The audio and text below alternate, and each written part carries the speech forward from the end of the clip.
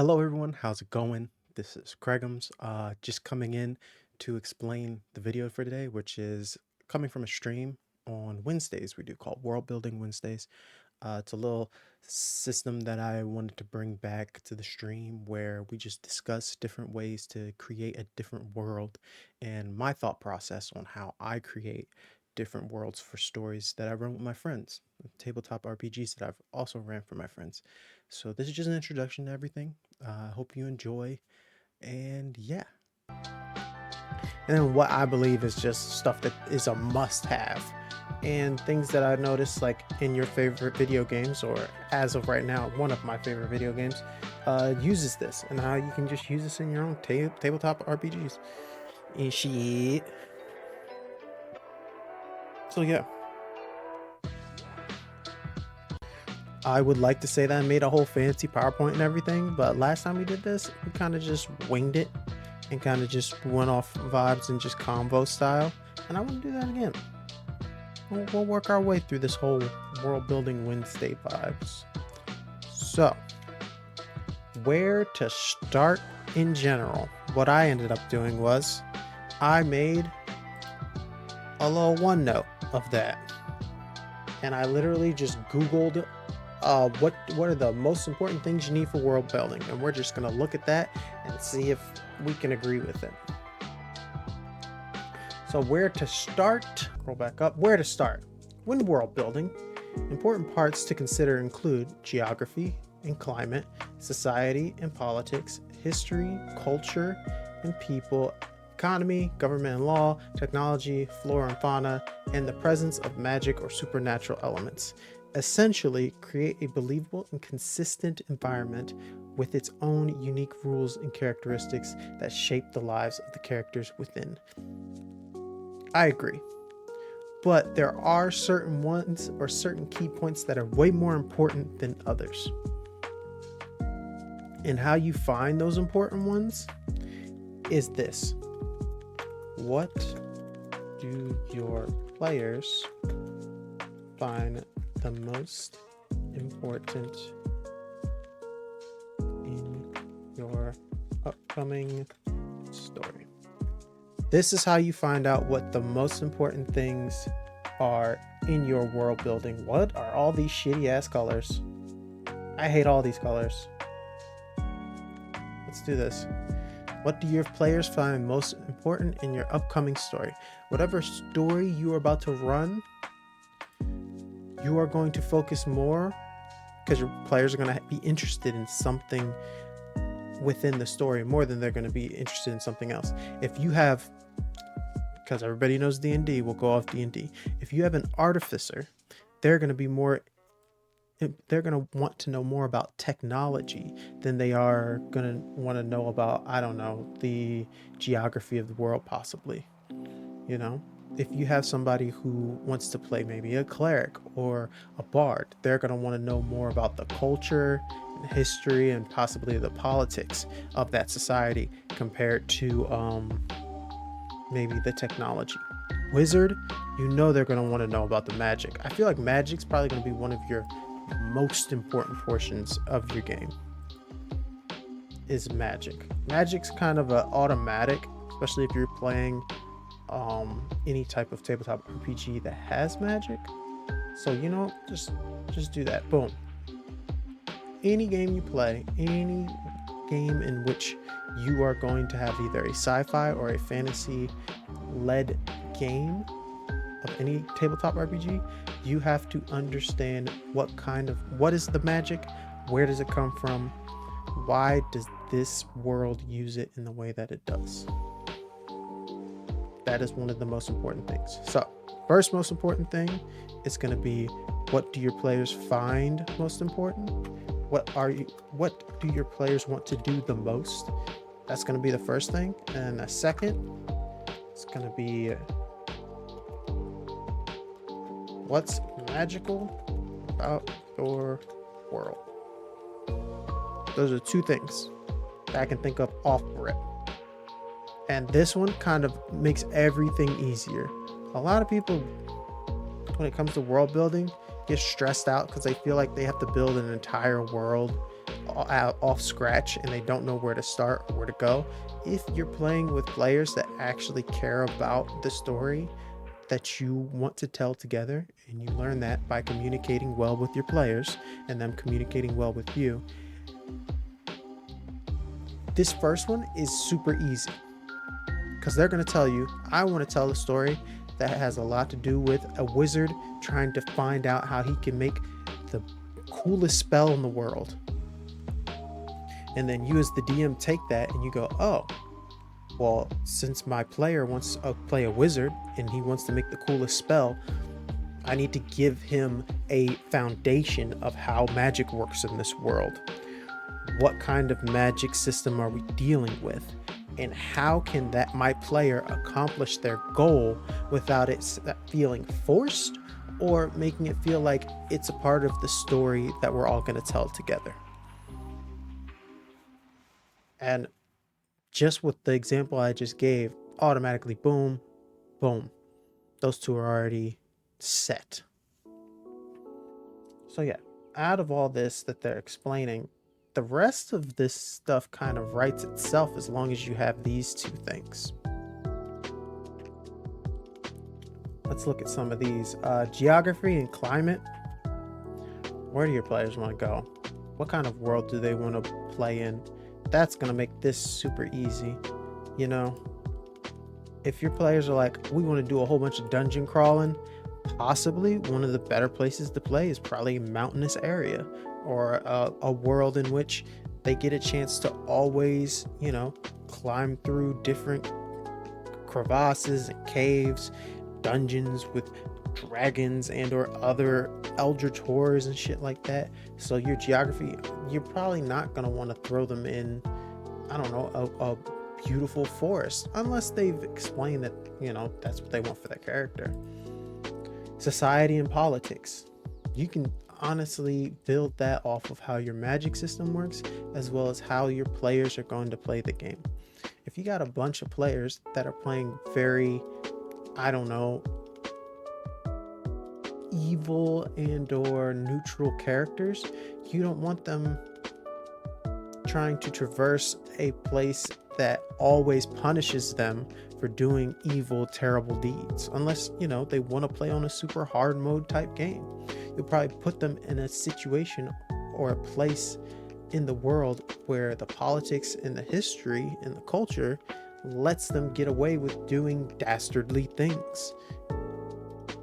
Whereas if you want your players to be able to play a game where they're always the hero and good saves the day, and it's really black and white when it comes to those things, you're not going to want to play a very gray based game if that's not the story that your players want to tell, because then you get, you know, inconsistency and you take away that agency kind of sort of from your players because they didn't agree to play that game. So yeah, these two main questions, and I don't like numbering these for the most part, because even though I did, because these are two main ones. The rest of them kind of build off these two questions, because once you have what your players want to play and you understand how the magic is going to work in your game, then you don't have to worry about, you know, the government or the technology, because that's going to be based off of, is magic strong in this world? Does it affect, you know, rules and laws within your world? Is the government controlling the magic compared to maybe the church? Is magic something that, ooh, this Sephiroth bit, I like this.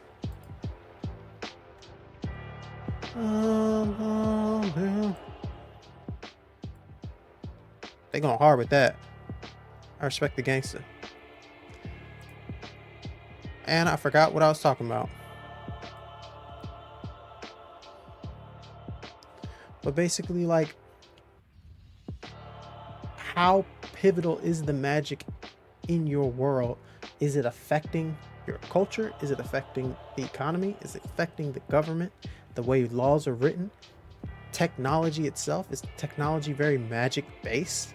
You know, technology might be more magic based in a game where you're going to have an artificer who wants to make sure that the world understands that magic and machinery can combine to make life easier.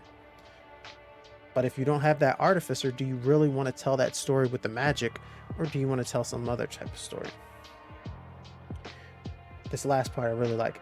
Essentially creating a believable and consistent environment with its own unique rules and characteristics that shape the lives of the characters within it.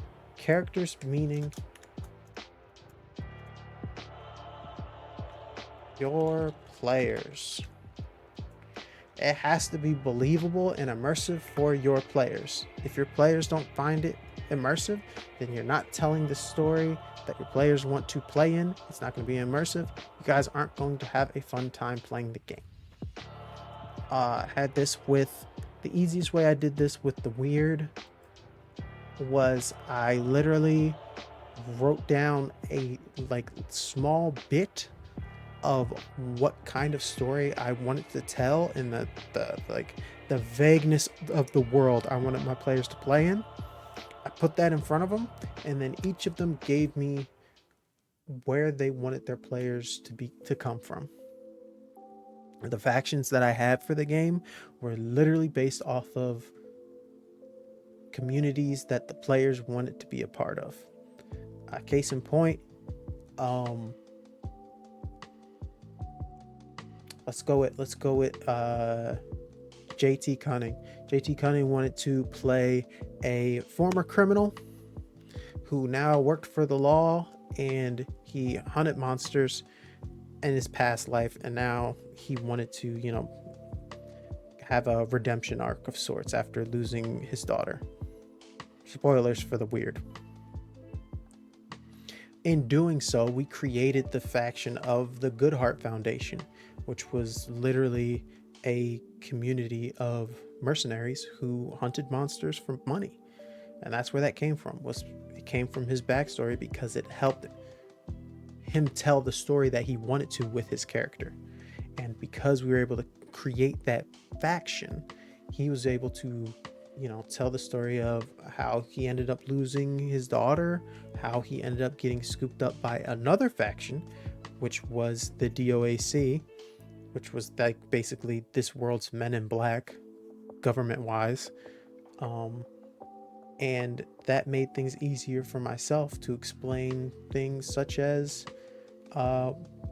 what monsters were and how they affected the government and the economy and the laws within the world. You could hunt monsters on your own, but you weren't getting backing from anyone, not the government. So who did it? Goodheart Foundation. Similarly to that, T-Dog wanted to play a Constantine-like character, but also wanted to be a part of a church-like faction, and that's where the Abbeys came from. Because we needed a group that wanted to be closer to our magic system, wanted to be closer to the weird. And by doing so, that was another faction that was able to be created. And then, the last faction was kind of something that I brewed up with Stormbeard when he told me about his monstrous character. And with all that, I was able to create a magic system that made more sense as well. I also had some help from friends in creating a fun magic system that was had, I would like to say, hard rules, but in a light way, because I'm still trying to figure out how I want that to work. But all in all, that's literally how all that went together.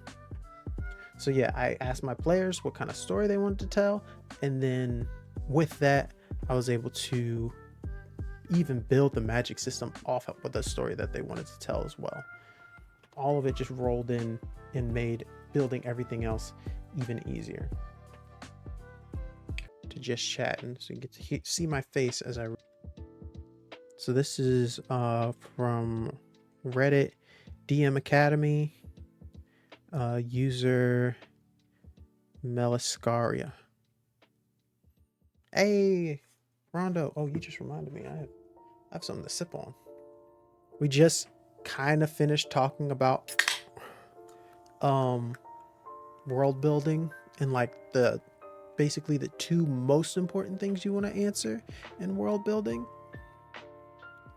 And I'm gonna actually edit this down into like a YouTube video if you didn't get a chance to follow along or you weren't here for the beginning of it. And I'll just make it easier, catch up on the VOD. Okay. But now we're gonna go into reading a few Reddit stories I found online. And just give my opinions on them. Feel free to hop in if you have your own opinions on them, or if you just have a question about world building that you missed out on, feel free.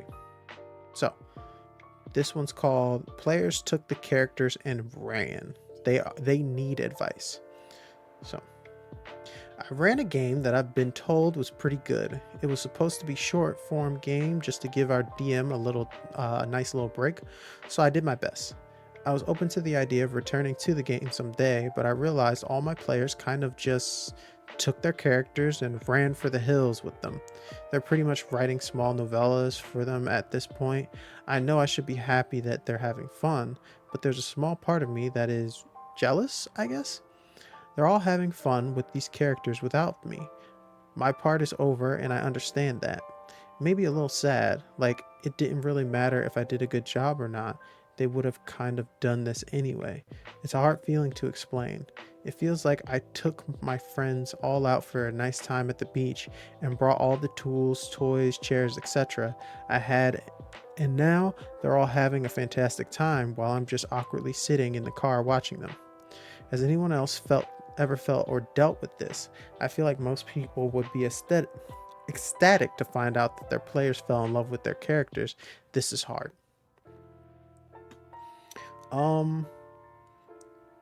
So this individual, from what I'm reading, is basically explaining how they had a wonderful time running a story for their friends, but then because it was like a short-term game, their friends like took that story and just disappearing. I can see their point. I mean, so I believe this is all about perspective mainly, because what they're basically saying is I did my job too well. You know, I did things way too well, and I don't know where to go with the story now that it's over. And I think, from just my opinion, if I were to be in this situation in a story that I felt was done being told, but I missed it, I would want to communicate with my players, hey, do we want to continue to see what's happening with these characters? Do we want to continue to see what happens in this world? I noticed that you guys have been writing stories about your characters. Are those characters that you want to return to? Or would you like to have them as NPCs in our next game? Like, I feel like there's a, not miscommunication, but literally a misstep of communicating at all. Like, yeah, they posted this saying, hey, I feel like I'm missing out on the love that these players have for these characters. But they are missing the part of none of these characters would have the stories to be told for them if they didn't build them together with the GM here. And one thing I love to do most is tell stories with my friends so that stuff like this can happen, and then bringing it all back. And that's something that they need to communicate with their fellow gamers, basically. Like, hey, should I bring Ducky the Wizard back? I've noticed that you really enjoy them. Or should I kind of just leave it alone where it is? And the sooner they can communicate that with the players, the less likely they will just be feeling some type of way about the situation. Is my thought process on it. And also, like, that's how you world build. This is a perfect moment for world building. Duck, yeah. But this is a perfect moment to build off of this story. Stories themselves are great ways to world build in itself. If this story is done, what happened to the world because these heroes saved the day? What did they end up creating from this? Did the magic system in the world change because of what these characters decided to do in the world? And how did that affect everyone else in the world? The thing about saving the world is you can't stay saved without somebody else either screwing something up or, you know, making sure everyone else doesn't have free will. At least it's my way of looking at it. Something can always go bad another 100 years from now, you know, unless you cast a wish spell that says, "Hey, can never be bad in the world ever again." But who's to judge what's bad and what's good, you know? But that was a little short one. I think this individual is thinking on the negative a little too much. I think they created a wonderful story that all their friends wanted to continue to share and have fun in on their own time. And if they want to uh, be a part of the beach trip that they're talking about, they just need to speak up. I think they just need to speak up, and it'll be an awesome time. Die the hero or live to become the villain. Exactly. You could do one of those tales. That's an awesome one. Because then you get to explain, well, they were so chipper and awesome when we first met. What changed them? All right. Next one. Don't tell your players they can play anything. This person is offering advice. This is also our DM Academy. This is user Yoshimo69. Of course it is. All right. Don't tell your players they can play anything unless you really mean it. I'm starting a new campaign with my group of friends who recently wrapped up a 4-year campaign, a massive Tyranny of Dragons Descent into Avernus sandbox homebrew, which I also DM'd. I have an idea for our next campaign that I'm excited to play, a Planescape sandbox campaign. Oh boy. I told my party that Planescape was a crazy setting where they could play anything, even UA or other creatures that weren't strictly supported by the racial options. I was expecting them to bring some wacky ideas, but they really outdid themselves. My party: Haragon Sorcerer, who was banished to Carcery, Plasmoid Monk, who fell to Sigil like an asteroid. Oh gosh. Air Elemental Ranger, who exists as the wind on Pandemonium. Oh my goodness. Awakened Dung Beetle Wizard from Gehenny. The party is just a rabbit guy and 3 states of matter, and nobody remembers anything about their past, including their name. I had to come up with some home brewing to make the air elemental and dung beetle ideas work and be balanced, but I'm happy with their character sheets now, even if they're a little over and underpowered, respectfully. I trust my players and I'm not worried about how the campaign will go, but it will certainly be interesting. It will certainly be interesting. The 5 states of matter are solid, liquid, gas, plasma, dung beetle. Hey, how's it going, Justin? Hope you're having a wonderful day. Long time no see. We're just doing a quick world building chat. Reading some Reddit stories right now, talking about different things and DMs either giving or not or needing advice. And then I might hop into some gaming depending on how I'm feeling. Awakened Dung Beetle is my next character. I mean, are dung beetles ever asleep? You know? I like this guy because though they said like their players came up with some out of the box stuff, they said at the end, I trust my players and I'm not worried about how the campaign will go, but it will certainly be interesting.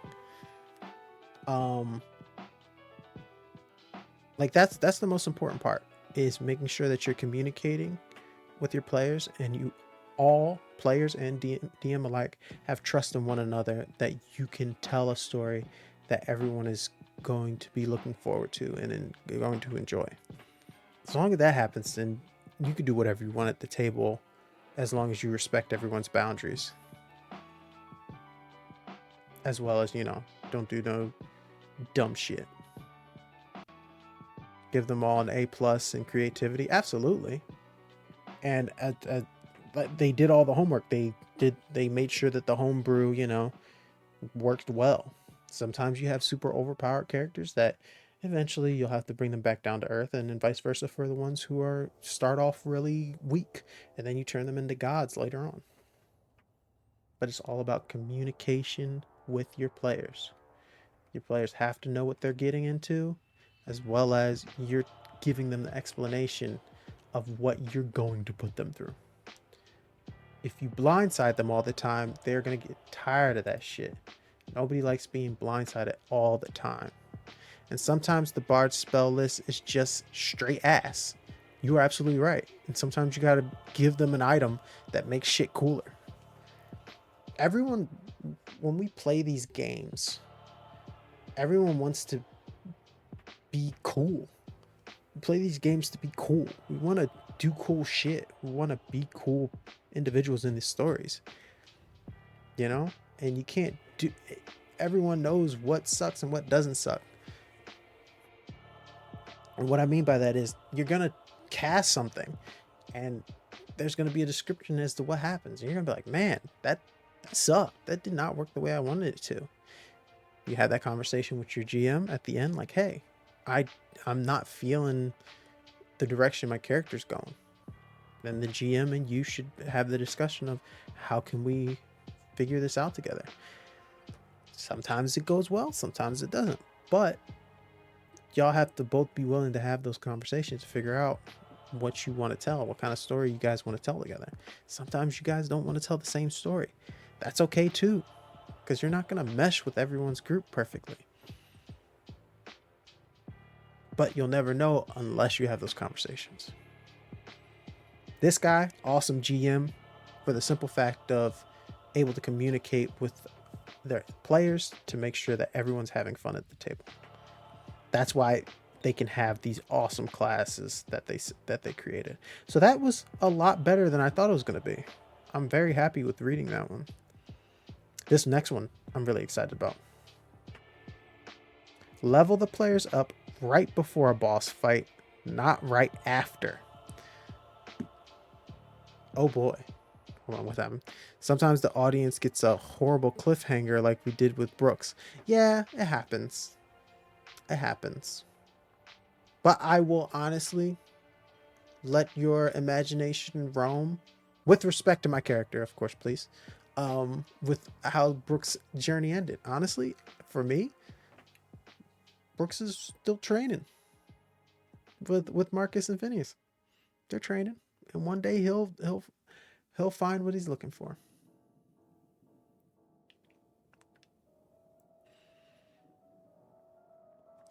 It happens. You gotta remember that this shit like that happens with a lot of the media that we consume. There's so much media that we consume. If there's any name of the Wind fans out there, you know what I'm talking about. We're never getting that third book, and I'm over it now. I just consume other media. It is what it is. But this is a great concept. Level the players up right before a boss fight, not right after. And I like this a lot because I think my players are used to now knowing that they're going to get leveled up after a big fight, compared to if I level them up before a big fight. It's like an anime boost.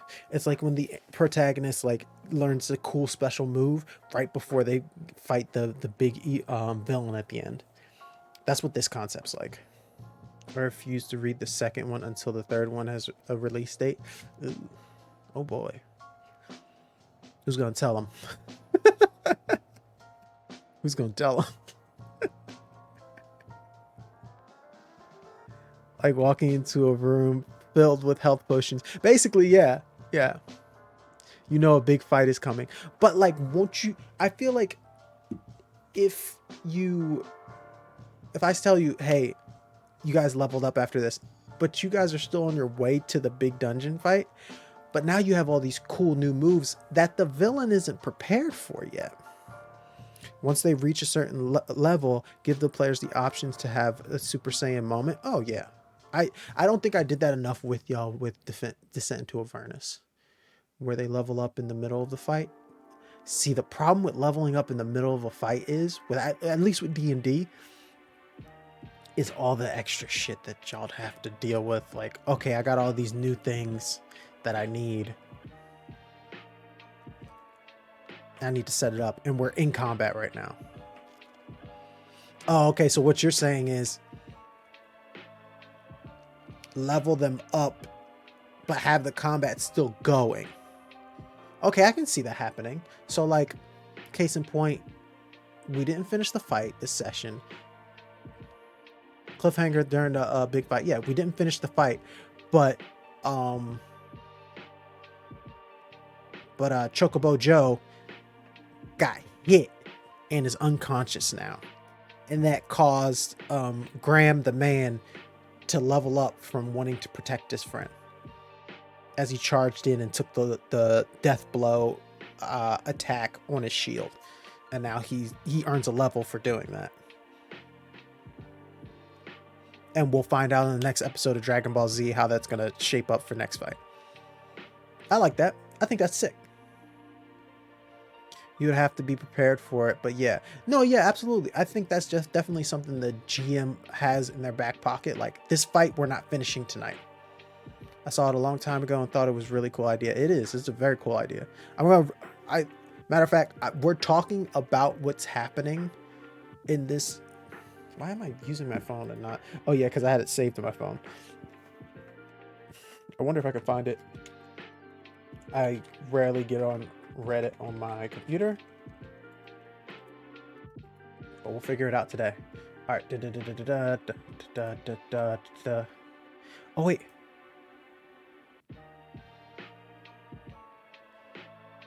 First off, put that shit in dark mode. My eyes were hurting immediately. I'm vibing with this music. It's literally lo-fi versions of Final Fantasy VII. I'm glad you're vibing with it. I love lo-fi. And also, I won't get copyright written on it. Okay, I'm having the same issue I had with the previous one, which is, where are all my saved Reddit things? Saved. Found them. Okay. Level the players up right before a boss fight, not right after. This is from Reddit DM Academy. The Penguin is offering advice. This is something I've tried out over my current campaign, which currently has the players at level 14. The conventional wisdom is that whenever the party accomplishes a big goal or fells a big enemy, they gain a level as a reward. I decided to do something different with this campaign, and I think it worked out great. Level up right before a boss fight. To start, I like to drawn out adventuring days where PCs need to manage resources and otherwise easy fights are sometimes perilous when they're pushed to their limits. There's nothing better to feed the heroic fantasy than debuting a new ability right when it really counts. Getting that extra spell slot to use or even just an extra boost to their HP. I've really enjoyed this approach rather than what I've done in the past, which is usually involves everyone waking up with new abilities at the end of a long rest. Yeah, I like this. I like this a lot. You got the crystal theme immediately. Oh yeah, that last one was definitely massive, massive Final Fantasy vibes. Let me. That one just ended, so I want to try and find another good one. You know whose theme I'm loving right now? Yuffie's.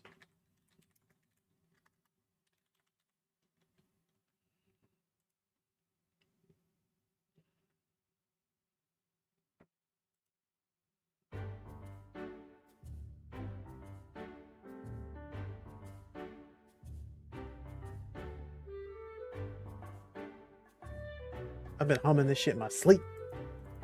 But yeah, this one's great. Let's see some of the comments.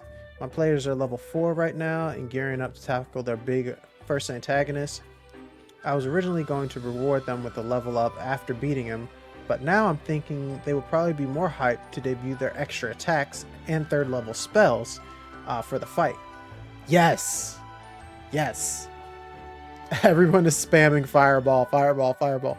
But that's what you want to do.